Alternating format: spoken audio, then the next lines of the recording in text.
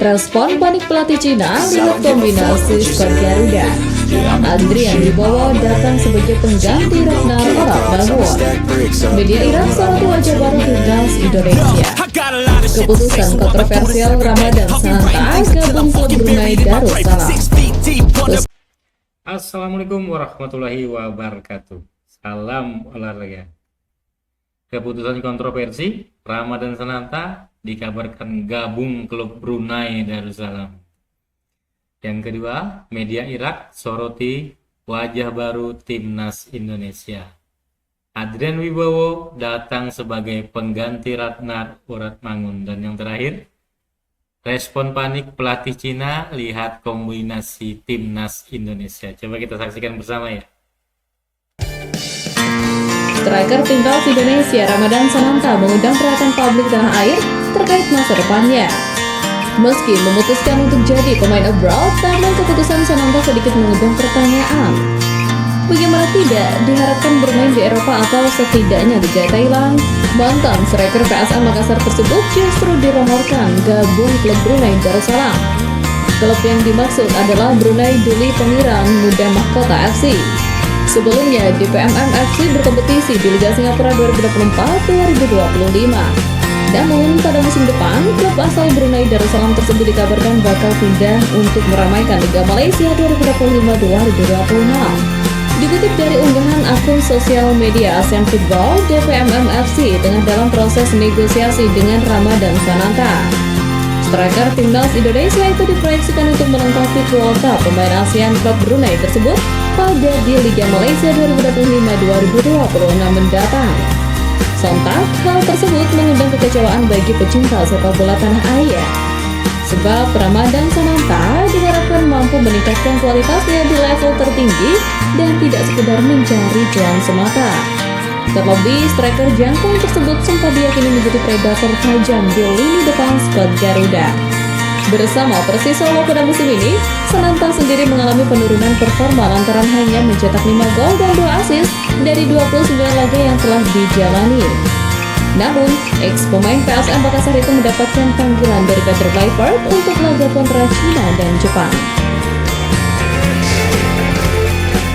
32 pemain yang dipanggil Patrick Clifford untuk menjalani pemusatan latihan turut mengundang perhatian media Irak. Media Irak dengan akun Instagram @irakis_il seakan terkejut lantaran banyak pemain abroad. Diakui bahwa skuad Garuda kali ini menorehkan sejarah baru hingga menghidupkan ambisi untuk lolos Piala Dunia. Timnas Indonesia menyalakan kualifikasi, umumkan daftar skuad berapi-api laga lawan Jepang dan Cina di babak akhir kualifikasi Piala Dunia 2026. Untuk pertama kalinya dalam sejarah, lebih dari separuh daftar skuad adalah pemain profesional di Eropa dan Asia.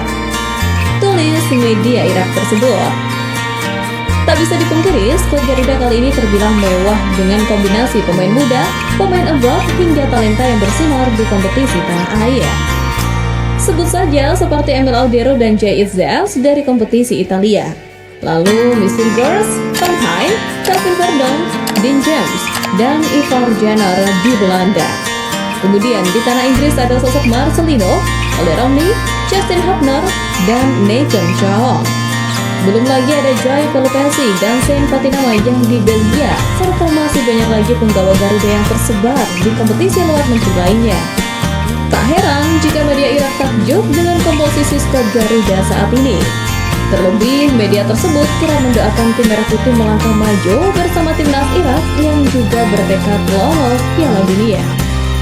Media Irak lantas menyebut timnas Indonesia yang sekarang terlihat ambisius dan tak takut sama sekali dengan tim-tim besar. Selagi Ragnar absen, timnas Indonesia menerima kabar baik dari seorang penyerang keturunan yang berlaga di Liga Amerika Serikat. Dialah Adrian Wibowo yang membela klub besar MLS, Los Angeles FC, dan baru-baru ini melakoni debutnya. Adrian Wibowo mencatatkan sejarah sebagai pemain Indonesia Amerika Serikat pertama yang melakoni debut di MLS. Namun, dia bukan pemain keturunan Indonesia pertama yang tampil di MLS karena rekor tersebut dipegang Martin Paes, kiper FC Dallas dan timnas Indonesia. Adrian Wibowo adalah seorang penyerang sayap berusia 19 tahun yang bisa menjadi pengganti Ragnar Oratmangun di masa depan. Dia sudah pernah membela timnas Amerika Serikat di level U17, namun tidak pernah di level lainnya termasuk senior. Dalam sebuah wawancara dengan Yusa Nugraha pada beberapa waktu lalu, Adrian Wibowo pernah menyampaikan secara terang-terangan mengenai keinginan dinaturalisasi. Satu hal yang pasti, Indonesia punya banyak pemain diaspora di seluruh dunia, dan itu tidak terbatas di Belanda saja. Adrian Wibowo membuktikan bahwa pemain keturunan yang bisa dinaturalisasi untuk timnas Indonesia juga bisa berasal dari Amerika Serikat. Kini, bergantung kepada PSSI apakah ingin menindaklanjuti niatan dari Wibowo yang berpotensi menjadi pengganti Ragnar dalam beberapa tahun ke depan. Media Cina Sohu mengabarkan bahwa sang pelatih Branko Ivankovic tengah dalam kondisi tak biasa jelang menghadapi timnas Indonesia. Hal itu bermula ketika Federasi Sepak Bola Cina memberikan target tinggi hingga mengebar ancaman pemecatan jika gagal meraih kemenangan di Stadion Gelora Bung Karno. Branko Ivankovic sendiri sebelumnya seakan meremehkan timnas Indonesia lantaran memilih fokus untuk menyiapkan laga kontra Bahrain. Namun, situasi berbeda ketika Patrick Kluivert merilis skuad mewah yang disiapkan untuk menjalani pemusatan latihan di Bali. Fakta, skuad Garuda mengundang perhatian media-media besar Asia dan Eropa menjadi bukti bahwa Patrick Kluivert tak main-main menyiapkan tim jelang dua laga krusial kualifikasi. Menanggapi hal itu, Branko Ivankovic menyadari jika timnas Indonesia kini tidak bisa dipandang sebelah mata. Pelatih berkebangsaan Kroasia tersebut melanjutkan jika dirinya sadar bahwa Indonesia adalah tim yang kuat dan memiliki pemain yang berkarir di luar negeri. Lawan kami selanjutnya Indonesia adalah tim yang kuat. Kami tahu mereka memiliki banyak pemain yang bermain di Liga Belgia dan Liga Belanda. Jelas pelatih berusia 70 tahun tersebut seperti dikutip AFC. Namun, Ivankovic mengaku tak memiliki pilihan lain bagi timnya selain meraih kemenangan. Sebab hanya kemenangan yang bisa tetap menjaga peluang lolos ke Piala Dunia. Terlebih, hal tersebut juga menjadi penentu nasib Ivankovic sebagai juru taktik timnas Cina.